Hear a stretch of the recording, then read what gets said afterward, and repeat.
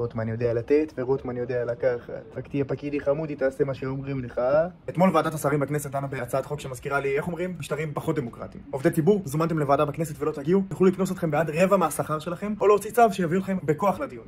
הביאו אתכם בכוח לדיון, שואלים שאלות לא ענייניות או סתם צועקים עליכם ומשפילים אתכם. אם לא תשבו בשקט ותענו יפה, יוכלו גם לקנוס אתכם על זה. זוכרים את קמפיין לחקור את החוקרים? הוא חזר על סטרואידים, לחקור את כולם, על הכל, כל הזמן.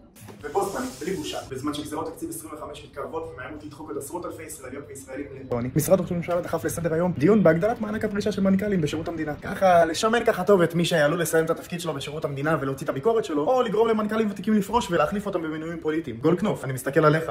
הבנתם? במקום דיון על החטופים, על מצב המפונים, על המילואימניקים שקורסים, בכנסת דחוף עכשיו לפנק מנכ"לים בבונוס פרישה של עד 15.5 חודשים לעומת ה3 שהם מקבלים עכשיו. עד 250,000 שקלים למנכ"ל. 10 עד 15 מיליון שקלים מהכיס של כולנו, לאנשים שהכי פחות צריכים אותם. אז שמחה הביא את המקל, ראש הממשלה נותן גזר, וחמור מי שמשתף איתם פעולה.